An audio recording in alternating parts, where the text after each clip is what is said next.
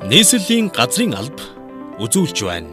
Газар өмчлөлийн хэлтэс, газар зохион байгуулалтын ерөнхий болон тухайн жилийн төлөвлөгөө, хот байгуулалтын хөгжлийн загвар бүсчлийн дагуу газар өмчлүүлэх ажлыг иргэд нийтэд нээлттэй эл тод зохион байгуулах эрхэм зорилготойгоор ажиллаж байна. Газартай хүн баялагтай, баялагтай хүн хөрөнгөтэй байдгийн адилаар Монгол улс 2003 оноос эхлэн иргэдтэй газар өмчлүүлж эхэлсэн. Нийслэлийн газрын албаны газар өмчлөлийн хэлтэс, иргэнд өмчлүүлэх газрын байршлыг тогтоож, тухайн жилийн газар зохион байгуулалтын төлөвлөгөөний төсөлд санал тусгуулах, шийдвэрлүүлэх, хэрэгжилтийг зохион байгуулах ажлыг хийж гүйцэтгэж байна. Газар өмчлүүлэх ажил олон нийтийн хяналтын дор эл тодд зохион байгуулагдж байгаа билээ.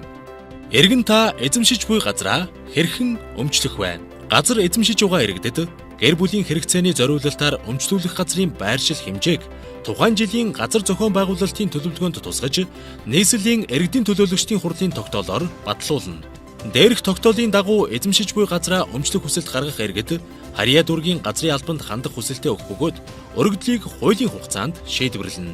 Нийслэлийн иргэдийн төлөөлөгчдийн хурлын тэргүүлэгчдийн 2012 оны 25 дугаар тогтоолоор Цуслангийн ерөнхий төлөвлөгөө батлагдсны дагуу Чингэлтэй Сүхбаатар дүүргийн Цуслангийн 26 аманд газар эзэмшиж байгаа иргэдэд газар өмчлүүлэх ажлыг эхлүүлсэн. Цуслангийн газраа өмчлөх хүсэлтэд доорх цахим хаягаар болон Сүхбаатар Чингэлтэй дүүргүүдийн газрын албанд хандах боломжтой. Иргэдийн газар өмчлөх өргөдлийг дүүргийн засаг дарга хүлээн авч, захирамжийн төслийг бэлтгэн, нийслэлийн газрын албаны даргын тушаалаар батлагдсан ажлын хэсгийн хурлаар хэлэлцүүлэн, нийслэлийн засаг даргад уламжлан шийдвэрлүүлнэ. Нийслэлийн засаг даргын захирамжийг үндэслэн Монгол улсын иргэнд газар өмчлүүлэх тухай шийдвэр гарах болно.